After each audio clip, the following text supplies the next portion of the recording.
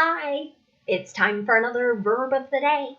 Today's verb is budget. Let's take a look at some of the definitions or ways that we can use this verb. The first way you might hear the verb budget used is to mean to make an estimate of expected income and expense for a given period in the future. So this verb is something that individuals do, as well as nonprofits, for-profit companies, schools, colleges, etc. Right? Any organization or person that really needs money to exist and thrive. So they will take information they have or information from the past to make an educated guess as to how much money is going to come in during this time. Maybe it's a month, maybe it's a year, and what do I expect that I will spend? Right? Those would be my expenses. A second way that's going to seem pretty similar to use this verb is to mean to plan or provide for the use of in detail. So when many people hear the verb budget, they think of money, and that's great. But there are other things that we can budget for. We can budget our time and other resources. You should know that budget is a regular verb. To make the progressive tense, I'm just going to add ing to form budgeting. The past tense and participle forms of this verb are made by adding ed. Because the base verb budget ends in a T sound, our ed is going to make an id sound. Budgeted, budgeted. You'll be relieved to know that I don't have any additional meanings for you. It's not very common to hear budget used in connection with any prepositions, and it doesn't really alter those two main meanings for the verb. So now we'll move on and practice using our verb of the day in the simple past tense, the present progressive, and the present perfect. Let's start with the simple past tense. We use this verb tense to talk about an action that was completed at a definite time in the past. Right? And it's possible that the definite time is stated in the sentence. So something like last week, 5 years ago, 2 months ago, right? Any of those would be good examples of time signals telling us of a time in the past. But sometimes it's implied as part of conversation or as part of a paragraph or longer piece of text. So in the affirmative, we are going to use our ed form of the verb no matter what our subject is. It's not going to change. Let's look at an example sentence. The college budgeted significantly less tuition this year. So we know many schools have had fewer students returning due to the pandemic. So this sentence is describing the process that at least one, but I'm pretty confident more than one college, engaged in prior to the start of this academic year. Now, if I want to make a negative sentence in the simple past tense, I'm going to use did not and then the base verb. So we don't use the ed form in the negative. And again, this will be true no matter what our subject is. I'll also note you might hear native speakers use the contraction form. You're going to see that in my example sentence. He didn't budget for expensive car repairs this year. Okay? So and this is really another way to say he didn't plan for it. If I want to make a yes or no question in the simple past tense, I'm going to start with did, then I'll have my subject, and then the base verb. So again, no ed in our yes or no questions. Did the city budget enough for snow removal? Okay? That can be a large expense for a lot of cities in the northern part of the United States.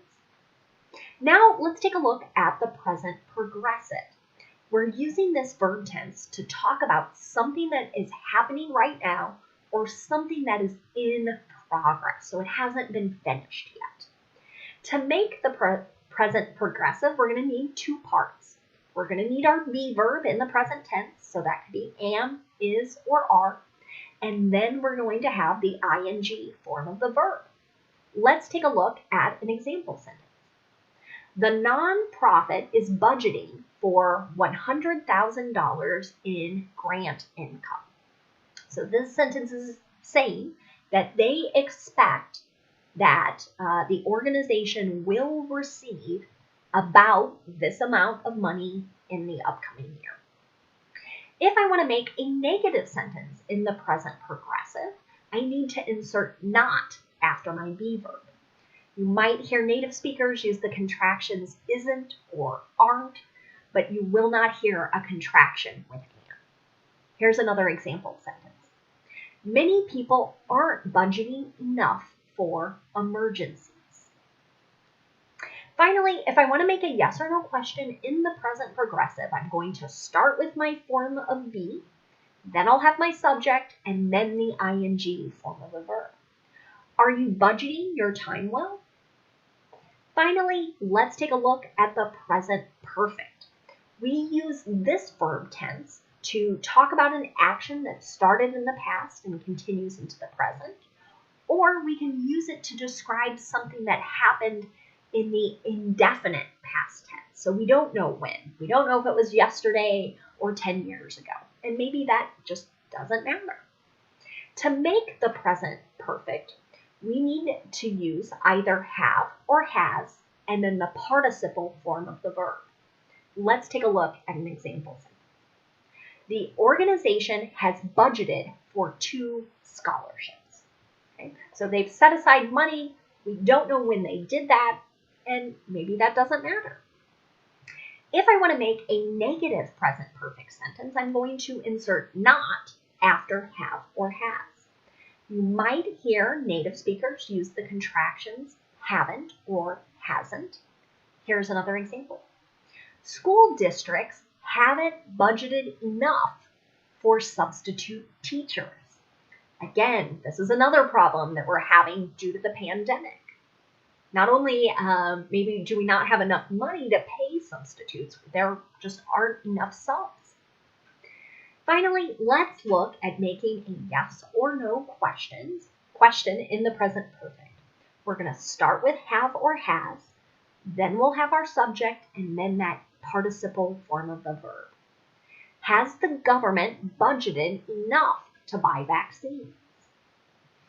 Now, let's take a look at some related words and phrases with our verb budget.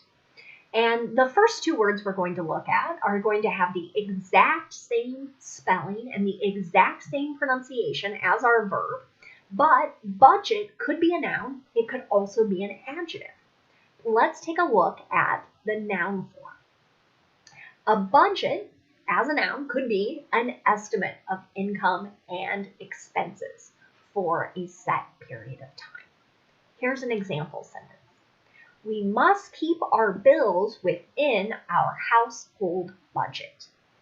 So again, I know many of my sentences have been talking about governments and companies, nonprofits having a budget, but many individuals do this where they say, okay, here's how much money I expect to make this month.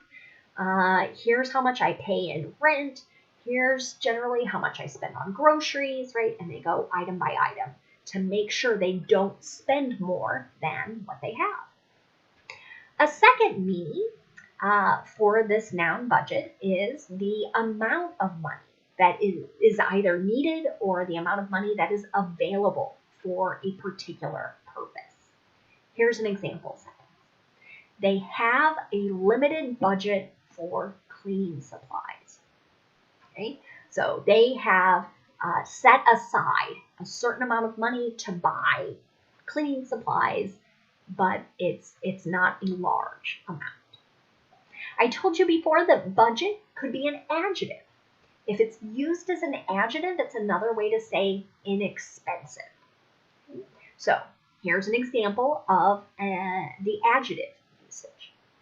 A tablet can be a budget computer for some. So some tablets are cheaper than laptops or desktop computers. So this is a way of saying it's an inexpensive thing that can do many of the same things. Maybe not everything, but it might be a good solution for some people. The last thing I'm going to leave you with today is the phrase on a budget. This phrase means that someone, either the speaker or the person we're describing in a sentence, has a limited amount of money. Let's take a look at this usage. They won't go out to dinner or to a movie because they're on a budget. Right? So this sentence is describing a group of people that don't feel like they have enough money to do these particular activities. Thanks so much for watching today's video. I hope you have a great day.